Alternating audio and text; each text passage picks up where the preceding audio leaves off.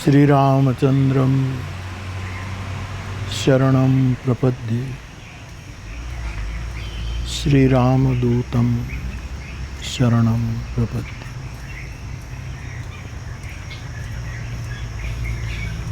बाप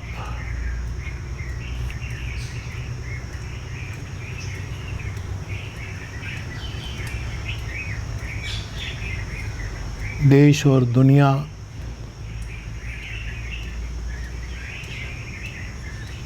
पुनः तन मन का आरोग्य प्राप्त करें,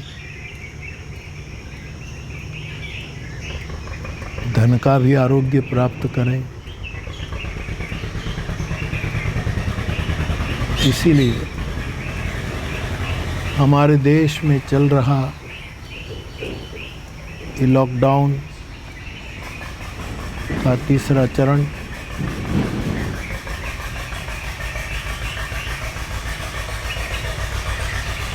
जिसको तलगाजरड़ा पहले से ही एक अनुष्ठान है ऐसा कह चुका है। ये तपस्या का पर्व है। इस अनुष्ठान यात्रा में आज हम संवाद के रूप में आगे बढ़ें। इससे पूर्व मेरी इस प्रेम सभा में आप सभी का स्वागत है। आप सभी को मेरा प्रणाम। जय सिया राम।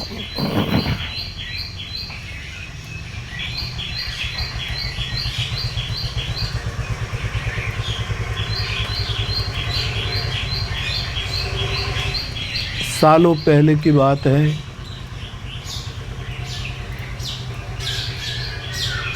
जब मैं तलगाजरड़ा के इस मिट्टी के घर में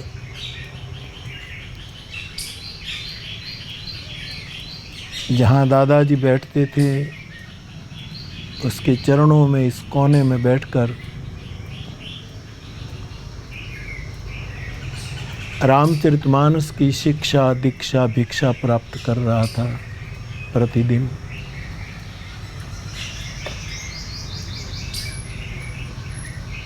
तब की ये बात है जो कल रात को यानी करीब 3-4 बजे एक बात मेरी स्मृति में आई।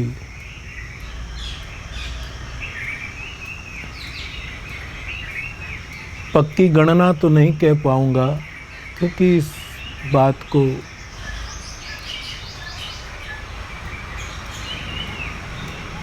करीब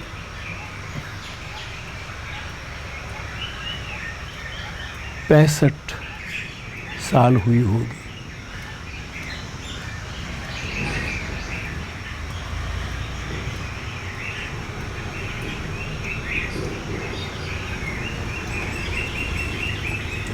हमारा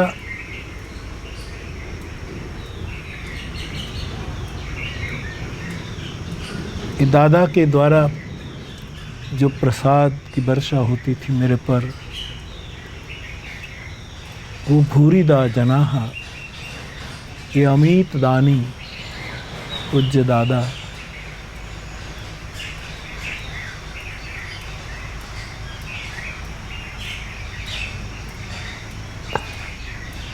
दस सिर ताहि 20 भुज दंडा, रावण नाम वीर बरिबंडा। दशमुख रावण के बारे में मुझे समझा रहे थे।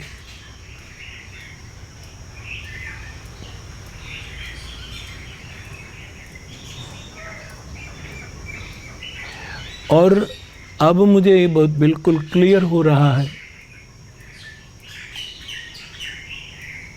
कि पूज्य दादा ने मुझे कहा कि ये 10 मुख यानी रावण और दशरथ मानी दशरथ, दशानन और दशरथ। कुछ दिनों तक ये प्रकरण चला था साहब। दादा ने सबसे पहले मुझे दशमुख के बारे में, यानी रावण के बारे में, दशानन के बारे में समझाया था। उसके बाद दशरथ वाली बात शुरू की थी। सालों पहले की ये घटना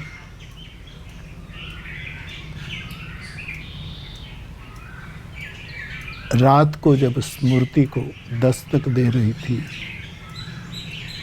मेरी स्मृति आई।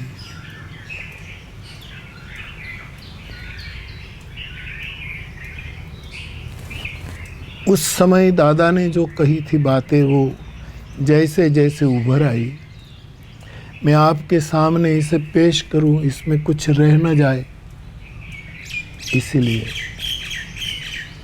मैंने उसी समय रात को जितना जितना स्मरण में आया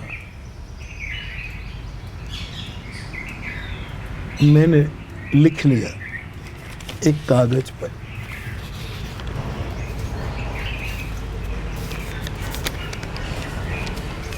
ताकि मैं आपको कहने में कुछ रह न जाए। मुझे आज वो चर्चा संवाद के रूप में आपके सामने शेयर करनी है।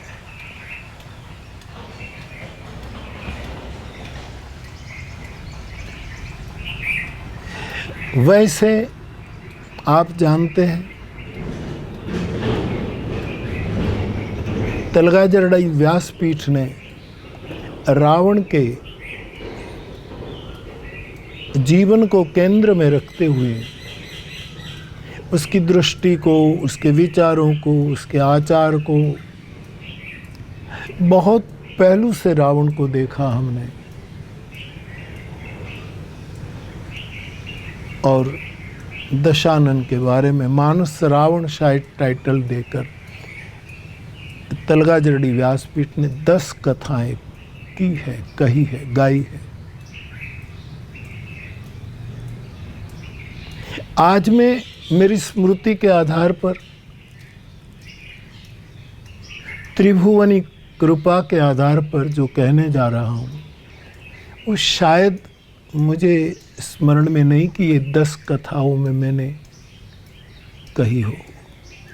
यदि कही है बात तो मैंने ज़रूर ये स्मृति की भी स्मृति की होगी, मुझे खबर नहीं। लेकिन जहाँ तक है, इस रूप में मैंने शायद नहीं कहा। जो हो,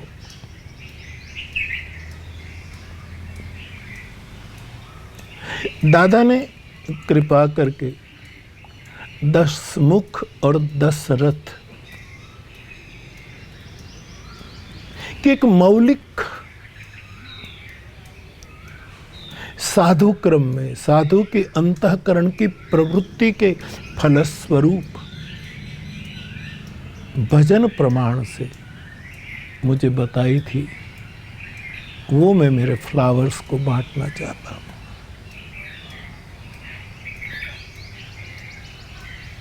मेरी स्मृति के आधार पर मैंने एक एक शब्द में वो सुबह जब ये स्मृति आई लिख लिया। लेकिन इसमें से एक पार्ट मैं आज आपके साथ रखूंगा, दूसरा कल रखूंगा। आज दशमुख के बारे में मैं आपसे संवाद करूंगा। कल फिर दशरथ के बारे में करूंगा।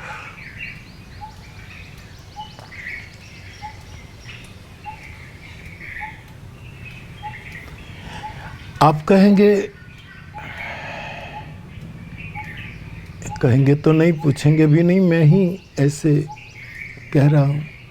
आप कहेंगे कि दशमुख से क्यों शुरू करते हैं, दशरथ से शुरू करते हैं।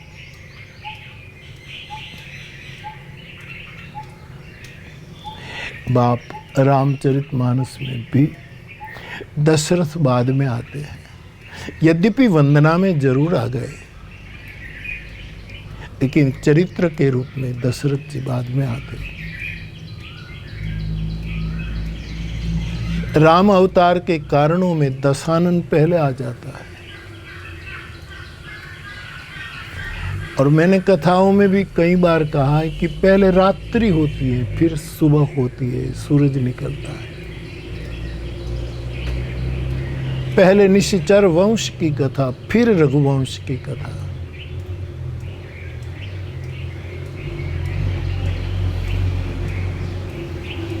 पुनि नारद कर मोह अपारा, कहे सी बहुरी रावण अवतारा। उसके बाद प्रभु अवतार कथा पुनि गाई। ये मानस का क्रम है।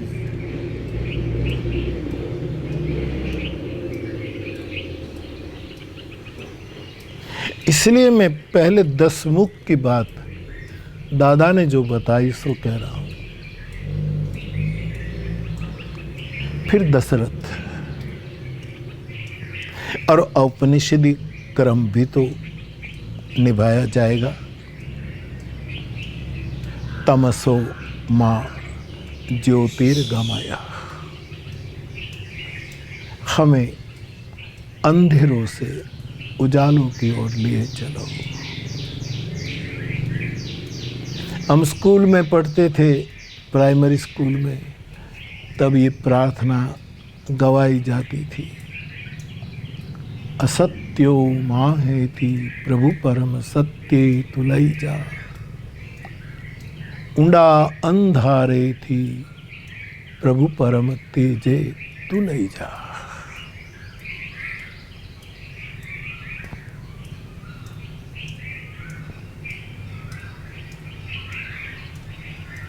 तो पहले तम की बात, फिर सत्व की बात। पहले अंधेरे की चर्चा, फिर उजालों की चर्चा। चलो आज की हरि कथा हम इस रूप में शुरू करें।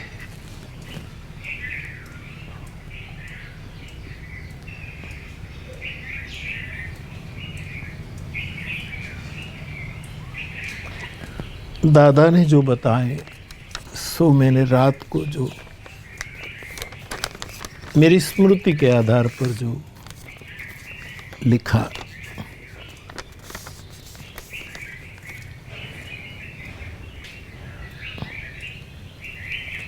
उस समय तो कुछ लिखते नहीं थे ना हम, ज्यादा न मैंने कुछ पूछा है न कुछ लिखा है। दिया वो दामन में भर लिया था।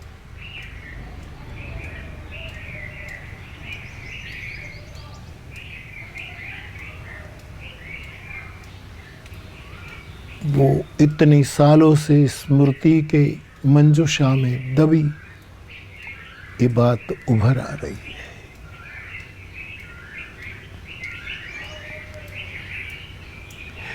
दादा कहते हैं कि रावण के 10 मुख, माने क्या? देखो, मुख का एक अर्थ तो होता है मुख, ये भाग, ठीक है, लेकिन मुख का एक अर्थ चेहरा भी होता है।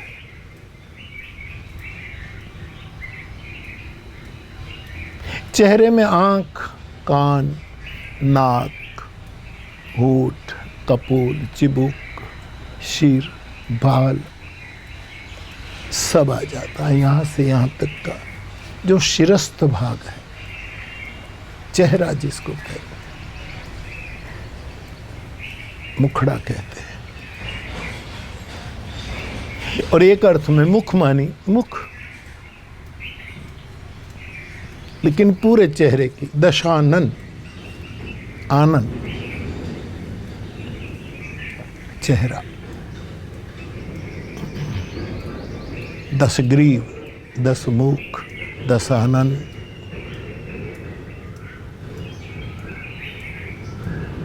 तो रावण के जो 10 मुख है, मैं आज सोचता हूँ इतने साल पहले की ये शिक्षा, दीक्षा, भिक्षा, तो मुझे लगता था कि ये कोना कितना अध्यात्म से भरा था, सरल अध्यात्म से।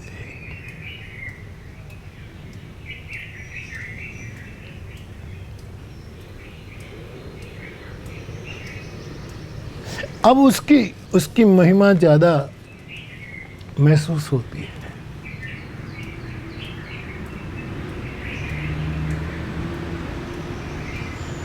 और मुझे वो मंजर भी याद है कि कभी कभी कोई ऐसी बहुत गहन चर्चा चलती थी, मेरे इस बाल चित्त में कितनी उतरी क्या है, लेकिन स्मृति तो है जो आज उभर रही है।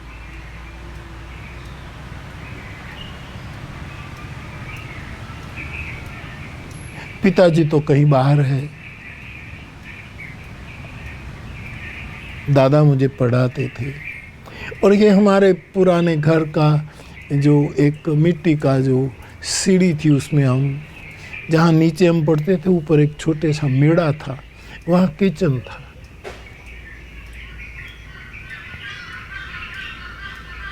तो माँ जब सावित्री माँ जब ऊपर जाएं तो वो तो बिल्कुल, मैं क्या कहूँ उसके बारे में।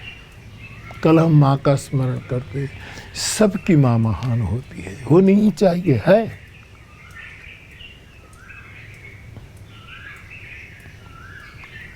मेरे जीवन की यात्रा में, कथा यात्रा में भी कितनी मातृ स्वरूपों ने मुझ पर आशीर्वाद की वर्षा की है। मैं किसी का नाम लूंगा तो कोई रह जाएगा।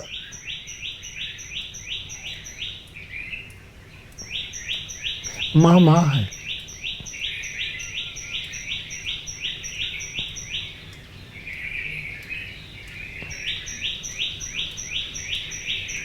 तो कभी ऐसी चर्चा होती थी, माँ तो थोड़ी मर्यादा के साड़ी का छोर भी ऐसे रखती थी। तो दादा तो मानो ये परसाल है, दादा यहाँ बैठे हैं, मैं इधर कोने में बैठा हूँ, और ये जो छोटा सा आंगन है, आप पुराने घर में, वहाँ से सीढ़ी ऊपर जाती है, तो वहाँ से माँ ऊपर, तो माँ न दादा को देख पाती थी, तो दादा माँ को देख पाती। मैं माँ को देख लेता था, मैं इधर बैठा हूँ, माँ सीढ़ी से ऊपर जा रही। तो माँ की आत्मा जब ये सोचती कि आज कुछ विशेष बात हो रही है, तो कुछ समय के लिए वो भी ये मिट्टी के सोपान, मिट्टी के जो सीढ़ी, जो गाय के गोबर से हर 2-4 दिन में माँ लिंपन करती थी, वहाँ 5 मिनट बैठ जाती थी।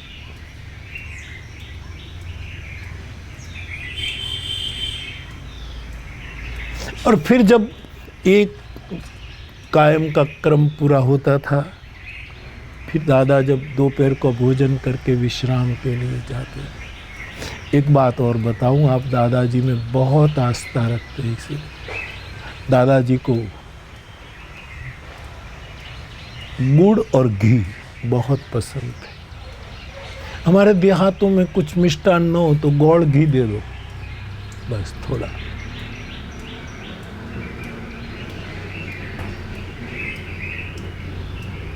वो भोजन करके विश्राम में जाते, फिर हम सब भोजन करते।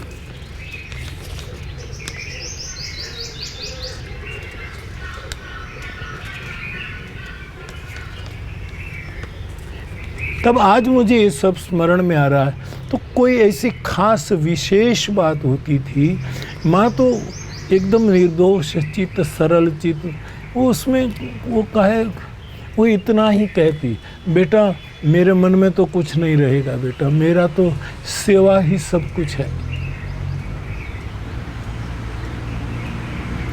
माँ अमृत माँ थी तब तक, माँ अमृत माँ, दादा है, तेरे पिताजी है, तुम हो, यही मेरा भजन है, यही मेरा सब कुछ है। लेकिन बेटा आज मैंने जो 5 मिनट सुना ना, वो याद रखना, ये बहुत प्यारी बात है। ऐसा मुझे बराबर याद है, माँ ने कहा था। वो बातें थी 10 मुख, रावण के 10 मुख। और ये बात तो कई संतों से भी मैंने सुनी है। मुख ये भोग का प्रतीक है। ये कई महापुरुषों ने कही बात। और रथ संयम का प्रतीक है। रथ का मतलब है एक प्रकार का सविनयी संयम। जब चाहो रथ को गतिशील करो, जब चाहो उसको रोको, धीरे करो। संयम।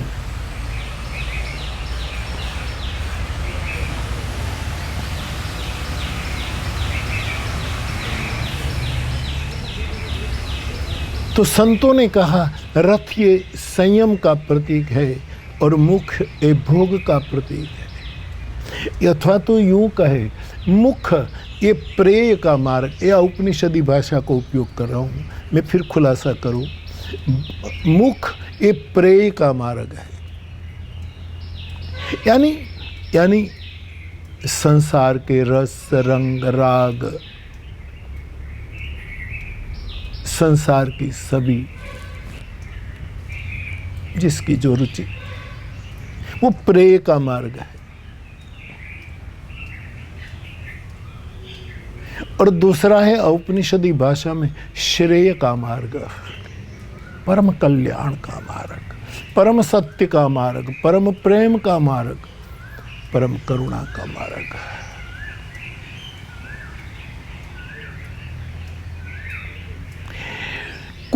कोई विरला गुरु प्रसाद प्राप्त व्यक्ति, और गुरु भी भगवत प्राप्त हो,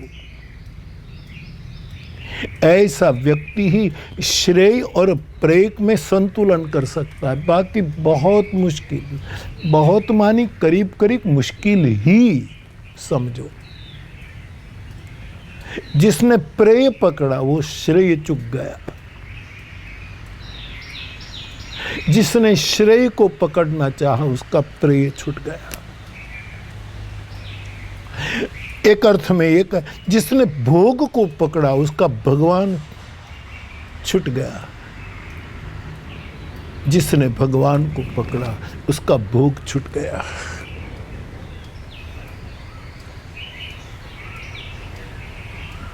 मेरे गोस्वामी जी है जिसने एक बीच का मार्ग निकाला। अपने दोहावली में कहा है कि एक घर छोड़ो, एक घर रखो तो दूसरा घर जाता है, दूसरा रखो तो ये चला जाता है। कोई उपाय करो कि दोनों के बीच में एक छोटा सा मुल्क बनाओ, एक छोटा सा घर बनाओ जो प्रेम का घर हो।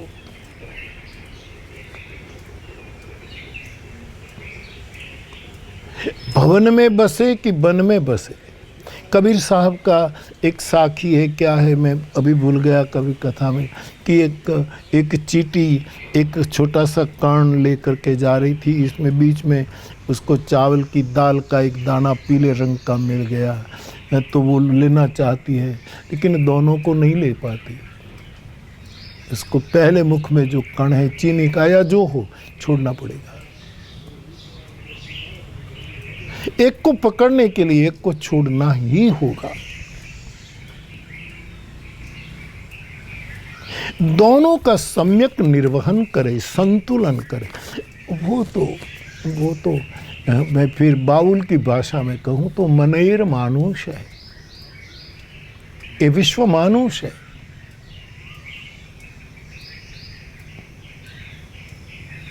ये अति मनस की भूमिका है।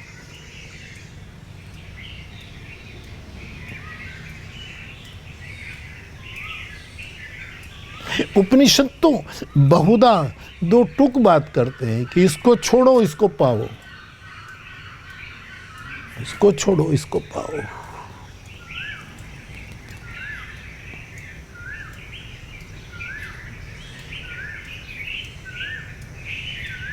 तो दशाननी मार्ग जो है, दशमुख जो मार्ग, ये प्रेय का मार्ग है। दुनिया भर के भोग चाहिए,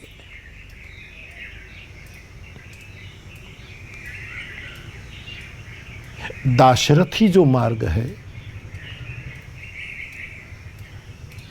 दशरथ का जो मार्ग है वो श्रेय का मार्ग है, वहाँ भोग नहीं है ऐसा नहीं कहना है, ध्यान देना। वो फिर दादा ने जो अर्थ लगाए उसकी भी मैं कल चर्चा करूँगा।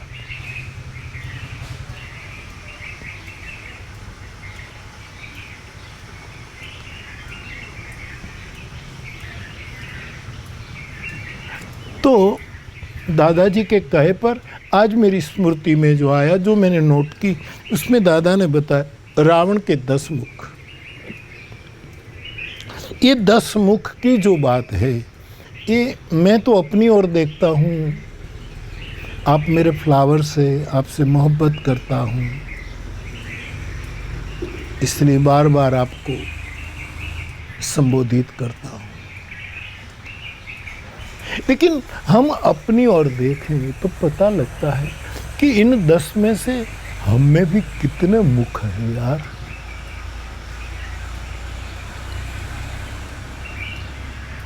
लेकिन अपना मुख दिखता नहीं बिना दर्पण।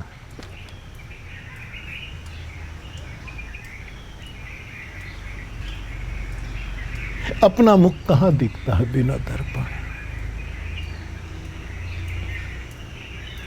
मैल भरा है मन में मुखड़ा क्या देखो दर्पण में। दादाजी ने जो बताई,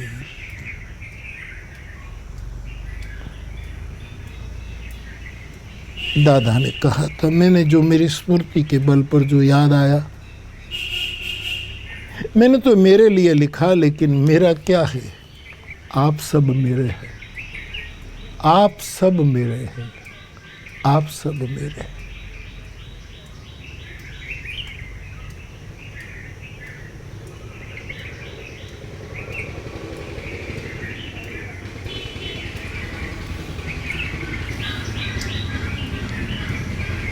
दादा ने बताया था जो मैंने लिखा, भूल न जाओ। रावण का एक मुख था निंदा मुख। अब ये रावण के 10 मुख की सरल तरल चर्चा करने में एक कथा कही जा सकती है। प्रतिदिन एक मुख की चर्चा इतना विशाल और हम सब के अनुभव का विषय बन जाएगा। निंदा मुख। रावण का एक मुख है निंदा मुख, वो निंदा करता है।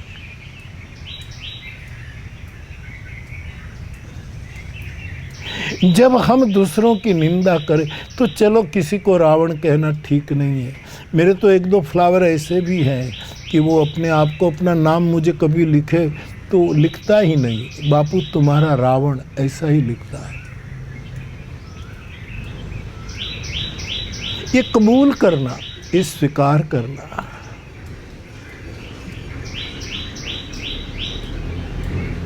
धर्म का गणवेश कहाँ कबूल करने देता है।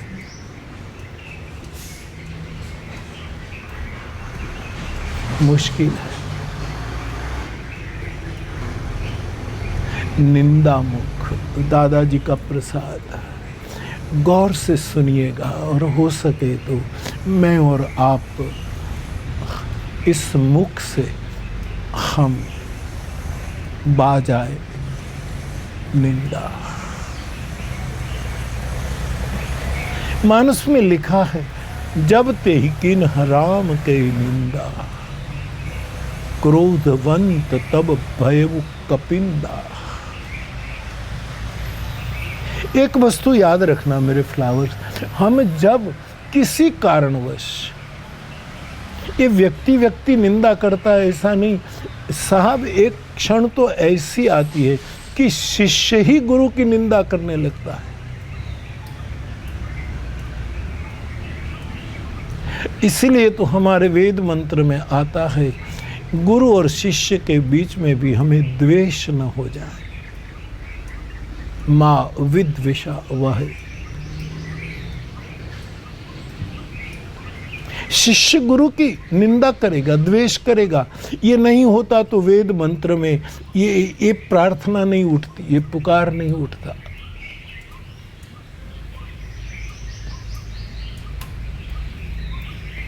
आपने देखा है, एक गुरु है, उसके कुछ शिष्य हैं, एक दो बहुत अधिकारी शिष्य हैं जो गुरु के शब्द नहीं, शब्द के अर्थ को ग्रहण कर लेते हैं, और दूसरे जो है वो केवल शब्द पकड़ रहे हैं, अर्थ नहीं पकड़ पाते। तो स्वाभाविक गुरु वो जो अर्थ पकड़ रहा है, सार ग्रहण कर रहा है, उसके सामने वो ज़्यादा बात रखने की कोशिश करेगा। उसी समय जो केवल शब्द में उलझे है, वो गुरु से द्वेष करने लगेगा कि ये तो पक्षपाती है। हर एक बुद्ध पुरुषों को ये अनुभव होता है।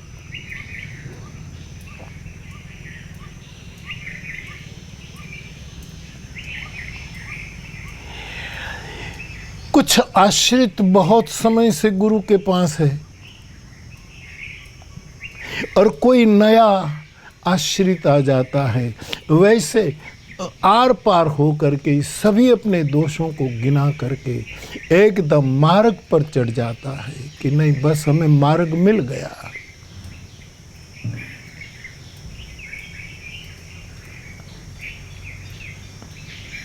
और जो सद्य स्नात होकर सद्य अचानक उसमें परिवर्तन आया, उस पर गुरु शायद ज़्यादा ध्यान देगा।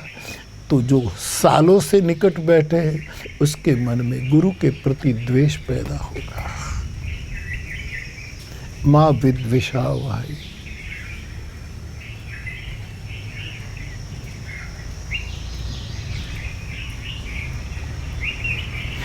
गुरु आज्ञा करे वो ही सेवा है। जिस रूप में गुरु ने आज्ञा की, इसी रूप में, इसी मात्रा में सेवा करना ही सेवा है।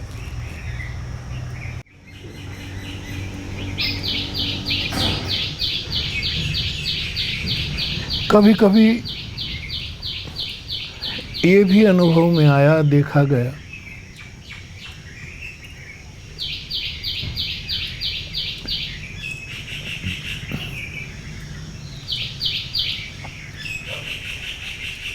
कि कई बार आप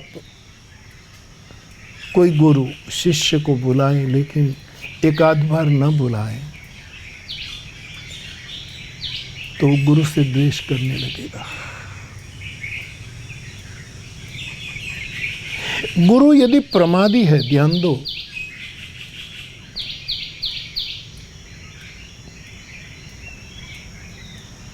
तो भी कभी कभी जानने की तीव्र जिज्ञासा वाले भी गुरु की निंदा कर लेगा कि हमारा गुरु, हम तो कितना समझ कर आए थे, कितना पाना था, ये तो प्रमादी है।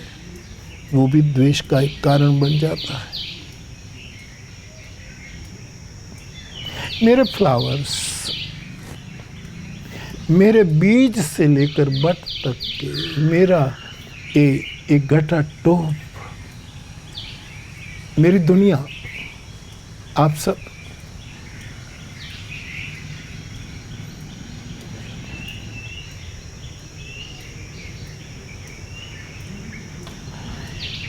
मैं आपको कभी नहीं कहूँगा कि आप निद्रा छोड़ो, याद रखना। कभी विनोद में कहूँ बात और है, मैं कभी नहीं कहूँगा, तुम्हारा मुरारी बापू कभी भी नहीं कहेगा कि तुम निद्रा छोड़ो। तुम सो, नींद लो, जरूर लो, आराम करो। आपको पता है, बच्चा बहुत गहरी नींद में सोता है तो समय आने पर भी माँ उसको जगाने में पीड़ित होती है कि कितना प्यार से सोया है। बुद्ध पुरुष तो सोए हुए शिष्य को बहुत प्यार से देखेगा, विनोद करेगा, मजाक करेगा, बात और है।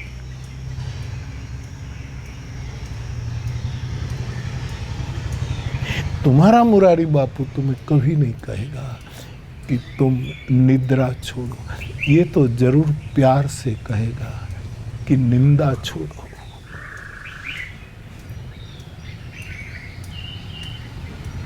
रामचरितमानस के उपासक आप मेरे भाई बहन, मानस ने कहा पर निंदा सम अघन गिरस गरिसा।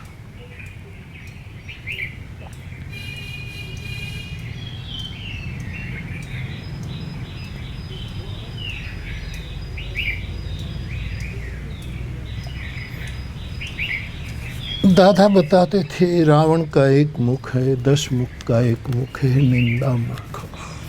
वो निंदा करता है। 10 मुख रावण का दूसरा मुख है मुखरता। मुझे जो स्मृति आई, जो मैंने नोट कर ली, वरना चला जाता यार, क्या कर। स्मृति कोई कविता नहीं कि क्रमशः आए, स्मृति गंगाधारा है, आई गई गई गई। मुझे कई श्रोता कहते हैं बापू उस समय आपने ये कहा था। मैं कहता हूँ गया सो गया।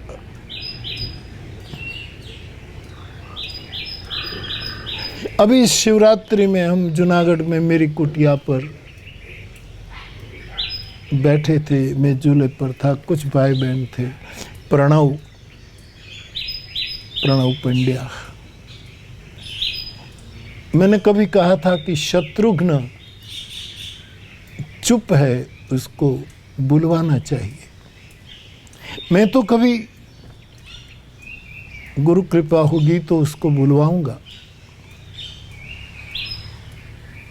प्रयास से नहीं प्रसाद से। प्रणव ने ये सुना होगा तो उसने कहा बापू मैं एक कविता, मैंने पद लिखा है शत्रुघ्न के मौन पर। आते के वो भीख,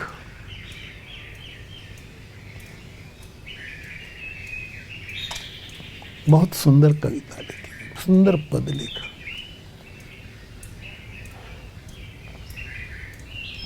मेरे पास हो तो मैं 1-2 पंक्ति सुनाऊं।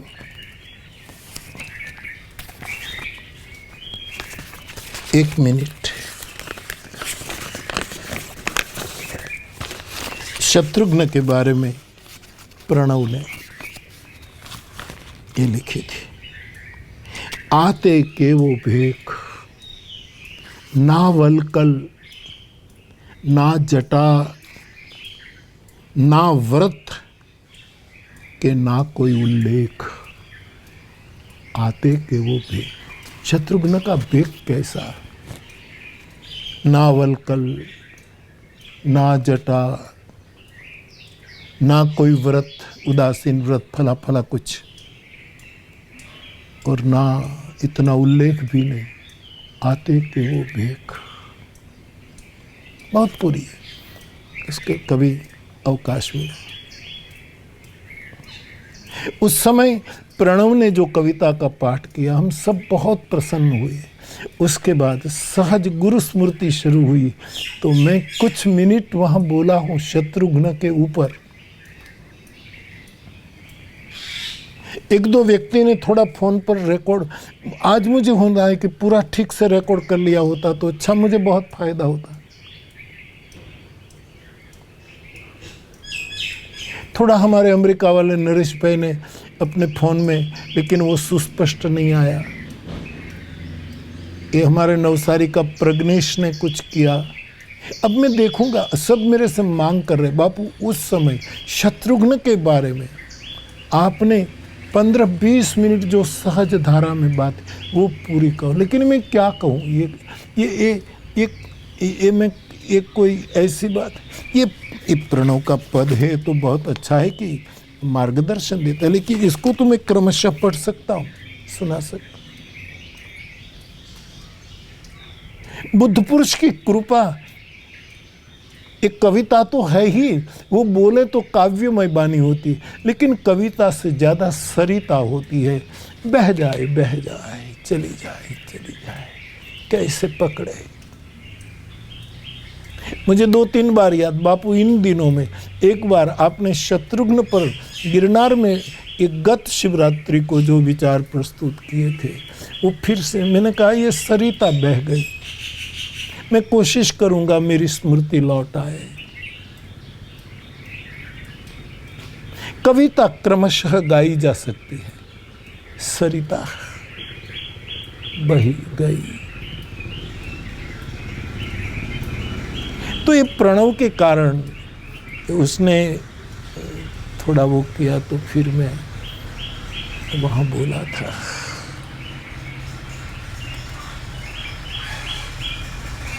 और फिर मैं कहूं गीता के न्याय से स्मृति प्रसाद से आती है, स्मृति प्रसाद से आती, स्मृति प्रसाद से आती। कोई कितना ही बड़ा क्यों न हो, प्रयास से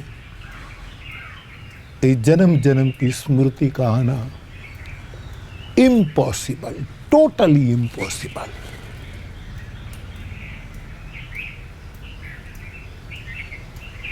कुछ कुछ मेरे स्मरण में है, फिर सब स्मरण में आएगा, तो मैं इन दिनों में उसकी भी कोशिश करूंगा। लेकिन आया तो आया, लेकिन प्रणव की कविता तो मेरे पास है।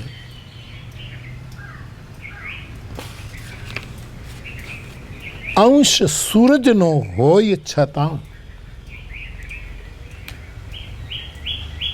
अंश सूरज नो होय छताए, लागे के वो ताप, राम विना आराम नहीं ने, श्वास सकल संताप, आते के वो भीख।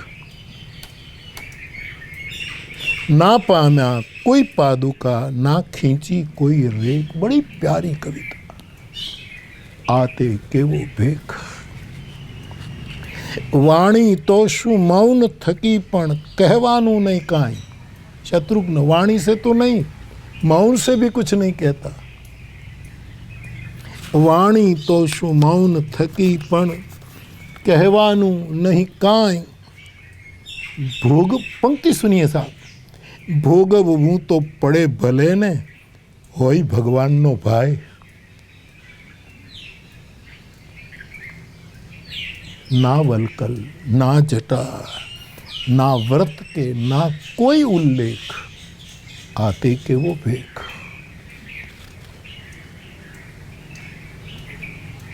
लई माहलो देवो नो, बस जीवू बनी मनेक, आते के वो। कोई वचन मांगे, कोई आपे, कोई वचन ने पाळे। एनु शू के कोई वचन वीर पड़ पड़ जात ने बाळे। देखनहारा दखमा थीजेला, आंसू ने पण देख, आते के वो भेख। प्रणव का पद है।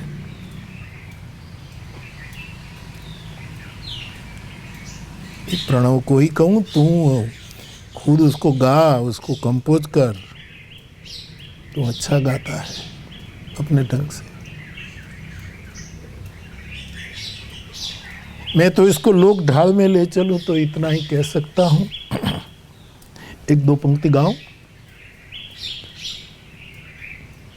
मैं ये संवाद शुरू किया तो 2-4 दिन मैंने चौपाइयाँ गाई भी, लेकिन खबर नहीं, गाने का मूड नहीं बना।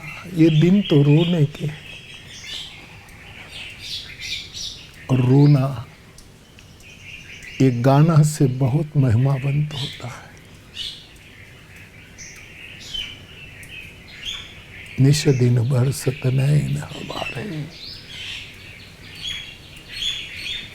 प्रणव उसको जिस रूप में ले, लेकिन प्रणव मैं थोड़ा, फिर गाना है तो फिर कुछ इधर उधर भी करना पड़ेगा, गायक को छूट देनी पड़ती। मैं लोक ढाल में 1-2 पंक्ति गा दूँ, ये बीच में बात आ गई तो लोक ढाल में अभी कोशिश कर रहा हूँ। देखो, आते के वो भेख, आते के वो भेख, बाबा जी आते के वो भेख जी। ना वलकल, ना जटा, ना व्रत के, ना कोई उल्लेख, बाबा जी आते के वो बेख जी।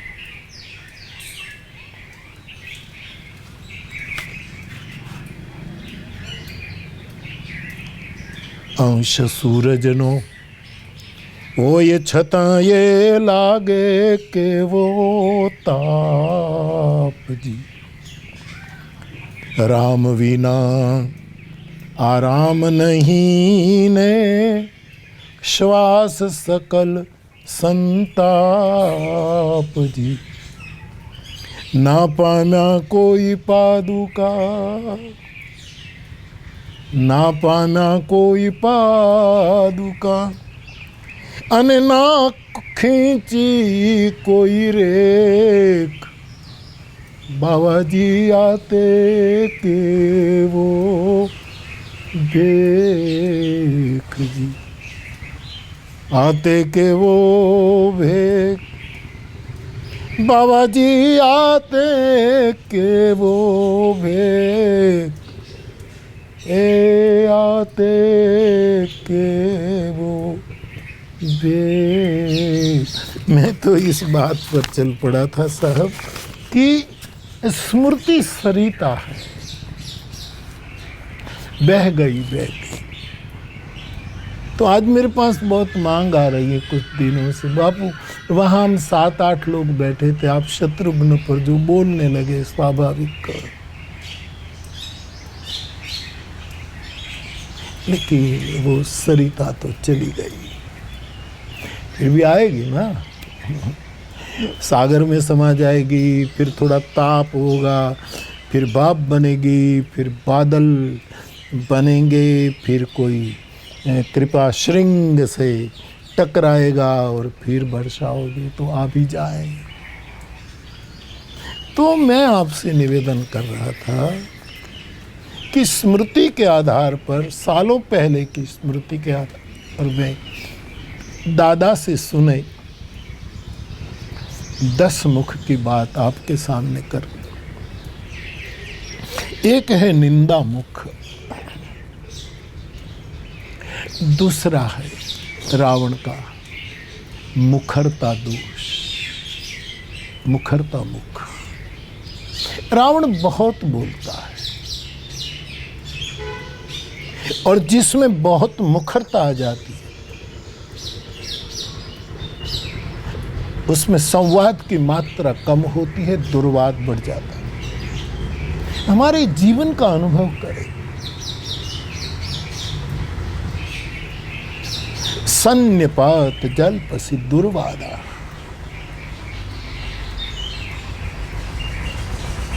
दसमुख का ये दूसरा मुख है, मुखरता दोष। अति भलो न बोलनो, अति भली न चूप, अति भलो न बरसनो, अति भली न धूप। अतिवर्ज्य है।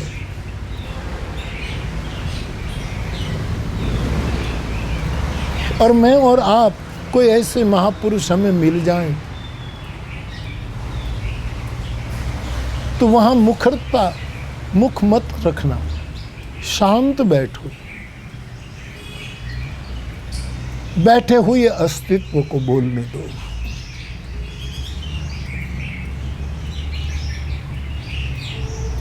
रावण का दूसरा मुख है त्रिभुवनीय परिभाषा में, त्रिभुवनीय भाष्य में, सरल भाष्य में मुखरता मुख। मैं संक्षेप में कह दूं, तीसरा मुख है दशानन का जल्पना, जल्पन मुख, वितंडावाद। बिल्कुल गुजराती में कहूँ तो एल फैल बोलू, एल फैल अनसन।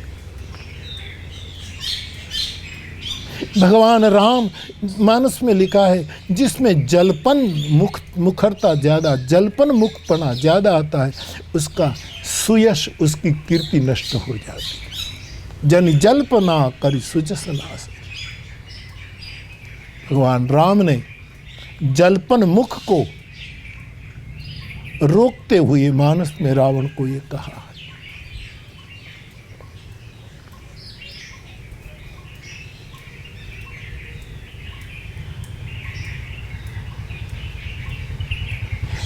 ये तो अब साहब मुझे अब क्या करे यार। लेकिन ये जब दादाजी भाव निकालते थे तब ये जो हमारा मिट्टी का जो घर था उसमें गार का गोबर का लीपन था, मुझे लगता है कि ये गोबर के पोपड़े, ये लीपन, इस मिट्टी में जो सुना है दादा का भाष्य, उसको हम इकट्ठा करते ना तो एक मानस पर मिट्टी का भाष्य हो जाता। इस कोने की मिट्टी का एक भाष्य बन जाता है। ये कहाँ ग्रंथ में मिलता है साहब। ये तो ग्रंथि मुक्त जिसका अंतःकरण है, ऐसे भगवत प्राप्त कोई बुद्ध पुरुष से प्राप्त होता है। मिले कोई ऐसा संत फकीर। आगे बढ़ो। जल्पना, एल फैल बोलना, ये रावण का तीसरा मुख है। रावण का चौथा मुख दादाजी के कहने पर अहम गर्जन, मैं 10 शीश, मैंने मेरे हाथों से पूरा कैलाश शंभू सहित उठाया था, मैंने अपने हाथों से शिर कमल को अग्नि में आहूत किया था। जो अपने अहंकार का गर्जन जिस मुख से होता था, अहम गर्जन मुख,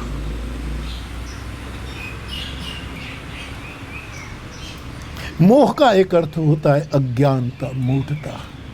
इसलिए मेरे नरसिंह मेहता ने ठीक कहा, हूं करूं एज अज्ञानता।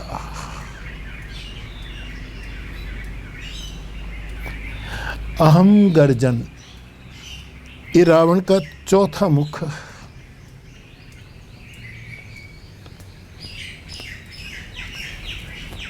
पांचवा मुख प्रलाप।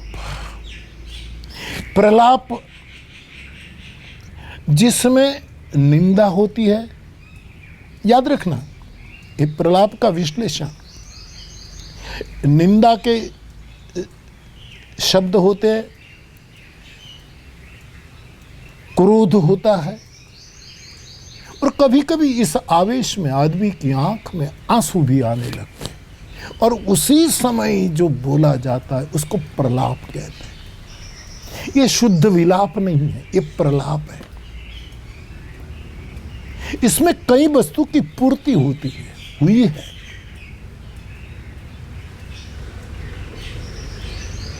प्रलाप।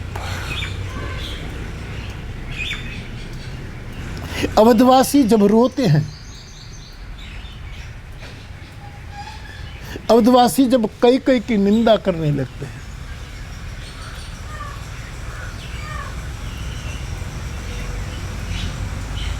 अवधवासी जब अपने आप को राम प्रेम के कारण, जब अपने आप को जब कुछ विशेष समझने लगते हैं, तब ये प्रलाप शुरू हो जाता है।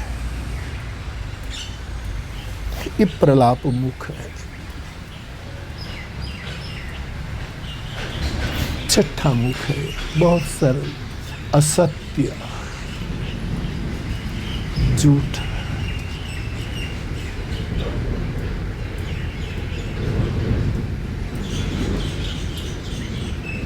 हमारे ग्रंथों में कुछ घटना में असत्य बोलने की छूट दी है, फिर भी असत्य असत्य है, क्षम्य है, सराहनीय नहीं है।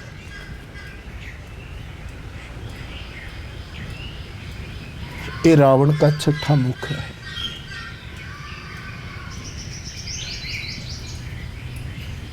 सातवां मुख है दुर्मुख। रावण का राक्षस कुल में एक राक्षस भी है दुर्मुख। दुर्मुख का अर्थ है जब जब जब बदला लेने की वृत्ति होती है, प्रतिशोध की वृत्ति है, द्वेष अंदर, लंका तो क्या जली, भीतरी लंका जल उठती है, तब चेहरे की जो विकृति आती है उसको दुर्मुख कहते हैं। रावण का एक मुख था दुर्मुख। ये पूरा मनोवैज्ञानिक है।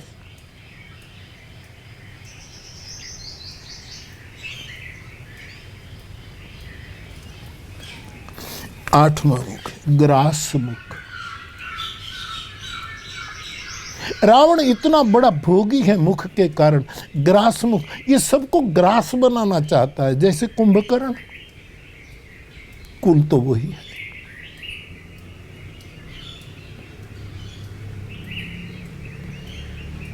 आदमी किसी वस्तु का ग्रास ले, ग्रास माने कवल, खाएं और उसमें मक्खी आ जाए तो छोड़ देगा।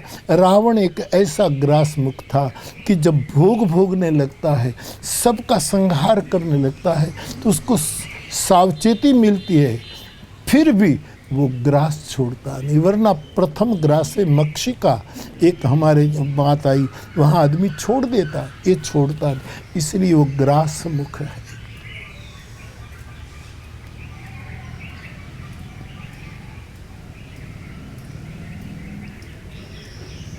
अतिथि के लिए आपने कुछ रखा हो, श्वान का भाग रखा हो, गायों के लिए गोग्रास रखा हो, धन के रूप में कि मैं इतना गायों के लिए करूँगा, मैं इतना कुत्तों के लिए करूँगा, मैं इतना अतिथियों के लिए, अभ्यागत के लिए, ज़रूरतमंदों के करूँ, और ऐसी कुछ राशि आप इकट्ठी करो, और फिर कौन पूछने आता है, और उसका आप बेईमानी से खुद उपभोग करो, तो हमारा मुख भी ग्रास मुख है।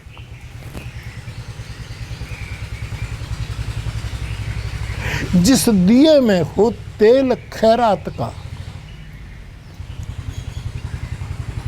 इस दिए को जलाना नहीं चाहिए।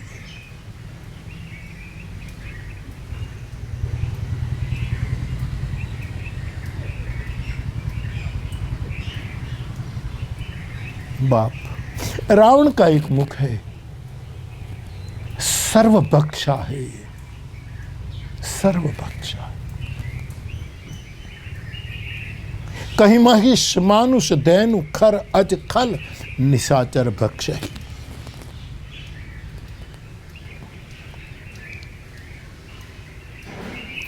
रावण का एक मुख है, भीम मुख। भीम का अर्थ है भयंकरता, भयानक।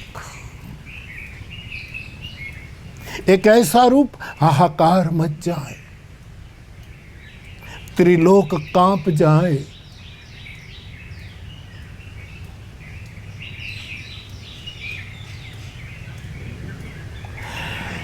रावण का 10वां मुख है, मैं वंदन करूंगा इस मुख को, सलाम करूंगा, आदाब करूंगा, नमन करूंगा। रावण एक मुख है साहब। पूरी हमारे यहाँ कहता है कि पूरा नीम का पेड़ कटु होता है, कड़वा होता है, लेकिन कभी कभी एक डाल मीठी होती है। खारे समंदर में कहीं मीठी वीरड़ी भी होती। रावण का एक मुख है, वेद मुख। ये वेद पाठी आदमी है, ये संस्कृत स्तोत्रों का रचयिता है, वेद मुख है।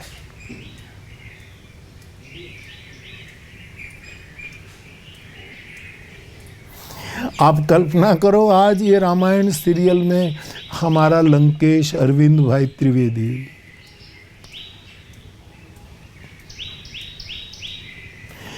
वो रावण का पात्र प्रस्तुत करता है, और जब वो रावण तांडव स्तोत्र का गायन करता है तो क्या एक वातावरण खड़ा करता है। स्वयं रावण ने ये रचना को जब गाई होगी, कैसा होगा उसका ये संस्कृत पारायण, संस्कृत पाठ।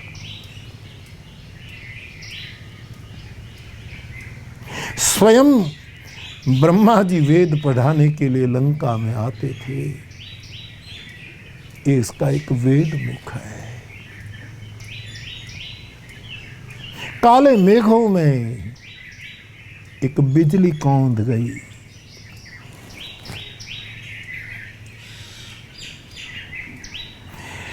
अब मैं दादा की दी हुई स्मृति से बोलना शुरू करता हूं तो कितना स्मरण में आने लगता है।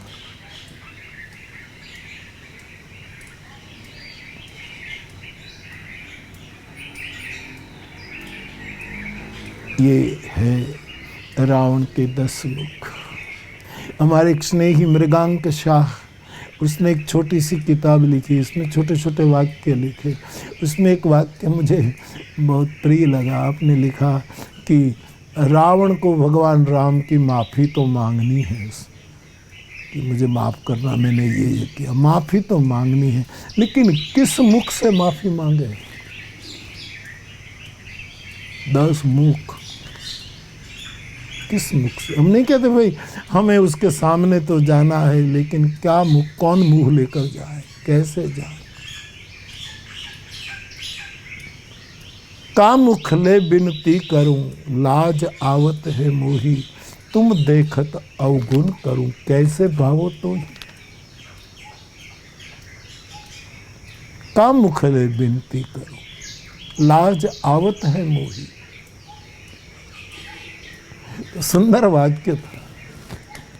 बेचारे रावण को माफी तो मांगनी, लेकिन 10 किस मुख से माफी मांगे?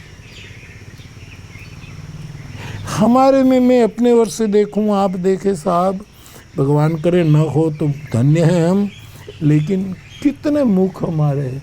और इनमें से मेरे साधक, मेरे फ्लावर्स बहुत आत्मचिंतन करें, हमारे में भी कुछ मुख हो। तो मैं रावण तो नहीं कहूँगा, ये तो आप कहते हैं कि बापू तुम्हारो रावण, लेकिन हम मानव नहीं है, दानव जरूर है।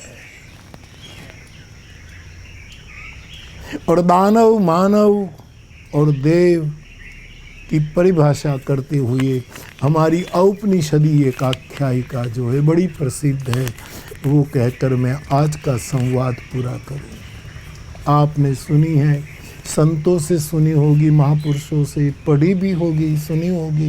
मैंने भी कथा में कभी कही कि पितामह ब्रह्मा, प्रजापति ब्रह्मा ने देव, दानव और मानव की प्रतीक्षा के लिए एक एक अक्षर दिया, द द द, और कहा कि आप इसका अर्थ लगाओ।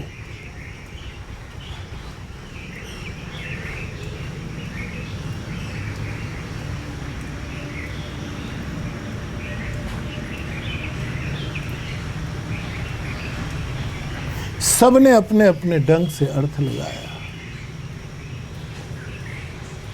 लेकिन ब्रह्मा ने जो ये द द द 3 अक्षर दिए, वो तो यही एक उपदेश था, आदेश था। ऐसा आदेश, ऐसा उपदेश, उपदेश।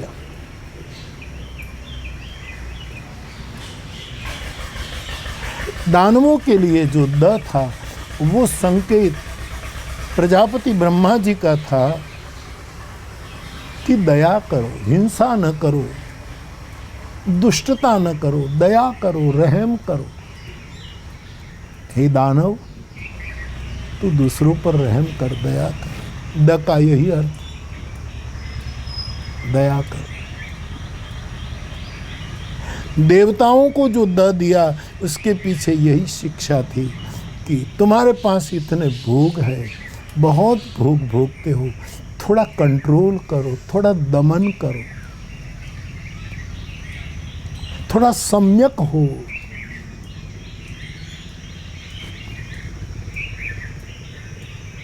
और हम मानवों को जो द दिया था, ये द मानी दीक्षा दी थी तीनों को, एक दर्शन प्रस्तुत किया था, एक देशना दी थी। हम मानवों को जो द दिया, उसका अर्थ था तुम्हारे पास है तो दान करो, दान करो। आओ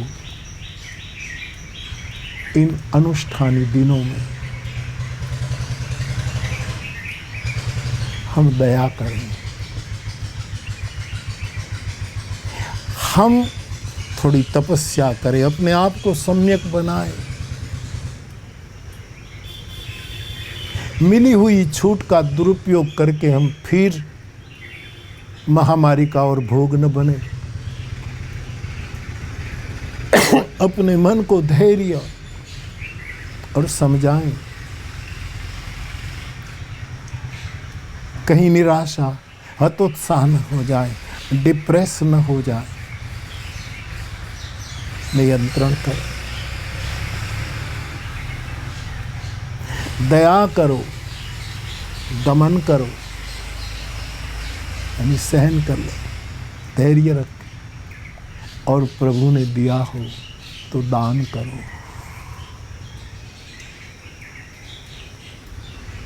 मैंने तो यहाँ जुलती व्यास पीठ पर बैठे बैठे आपको कहा कि ये एक गिनती के मुताबिक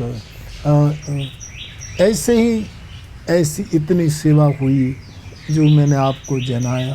बाकी मैंने कल भी कहा मेरे कितने फ्लावर्स है, मैंने कहा था ऑलरेडी। इन लोगों ने अपने अपने स्थान में मुझे पूछ करके कि बापू हम ये कर रहे हैं, इन सब राशि को इकट्ठी की जाए तो बहुत बड़ी सेवा मेरे व्यासपीठ के आश्रितों ने की है। मेरे फ्लावर्स मैं आपको भूलूंगा नहीं। आपने बहुत सेवा की, करते रहना। और यदि चीज वस्तु के बारे में आप न दे सके तो भी संवेदना कोई कम दान नहीं है। आज का माहौल देखो, आज की परिस्थिति देखो। आज सुबह में एक अखबार देखता था, मेरी आंखें भीग गई। एक परप्रांतीय माँ अपने बेटे के साथ अपने गांव की ओर जा रही है, तो बेटा बेचारा क्या जाने, वो अपनी माँ को मास्क पहना रहा है। माँ तू बैठ, मैं तुझे पहना दूँ। एक छोटा सा बालक। आओ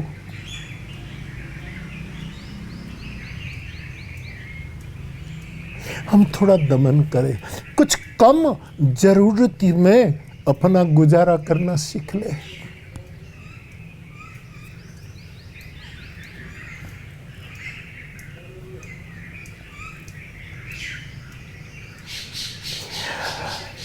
हम इस परिस्थिति का लाभ लेकर कोई कीमतें बढ़ा बढ़ा करके दया की हत्या न करें।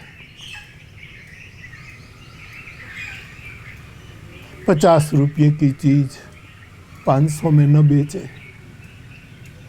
दया करो।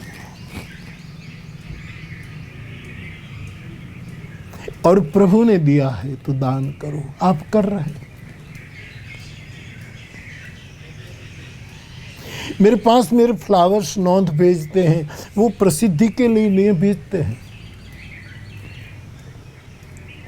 और मैं किसी का नाम देने का आदती भी नहीं है। ये तो सबसे पहले 20 तारीख को जब रामपुरा में भगवान वृंदावन धाम में वहाँ जो ठाकुर जी की प्रतिष्ठा थी, इतने संत महंत मंडलेश्वर महापुरुष आए थे, एक बहुत बड़ा वो था। उसके बाद तो ये सब हो गया। 22 तारीख से सब जनता कर्फ्यू से लेकर उस समय मैंने ये घोषणा कर दी थी कि मेरे कई फ्लावर्स हैं, उसको मैं आदेश करूं तो सबसे पहले कि नहीं। लेकिन मैं फिर एक बार कहूँ कि मैंने संतों को भी पूछा था कि हमारे एक फ्लावर ने कहा है बापू हम इतनी राशि केंद्र को दे, तो वहीं से शुरुआत हुई। और कितने लोग कर रहे हैं साहब। कई लोगों ने 5 लाख, कई ने 1 लाख अपने अपने क्षेत्र में किए, कई ने 90 लाख। और वो तो मेरे पास जितनी जानकारी आती है बाकी मेरे कितने फ्लावर्स दया कर रहे हैं, अपनी ज़रूरियात को कम करके अपने आप को दमन कर रहे हैं और दान कर रहे हैं।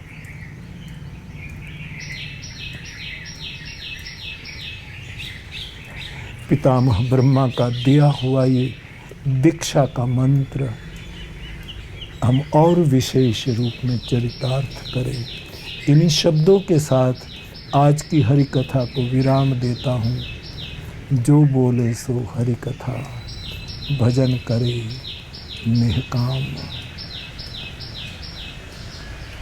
सर्वे भवन्तु सुखिनः, सर्वे सन्तु निरा। हाँ, बीच में एक बात और भी कह दूं, कई मेरे भाई बहन हैं, कई समाज के सब क्षेत्र की आदर मेरी कई कहते हैं बापू, उसके अगल बगल वाले भी मुझे कहलाते, बापू इस आदमी ने इतना किया, आप 1 मिनट का क्लिपिंग करके बता दो। ने किस भाई ने कहा, किसी ने कहा हम ये क्षेत्र में ये सेवा। मैं सबका आदर करता हूँ मैं, लेकिन किन किन का मैं वो करने जाऊँगा। आपकी सभी सेवा के लिए मेरी बहुत बहुत प्रसन्नता, शुभकामना। खुश रहो बाप। प्रणाम। जय सिया राम।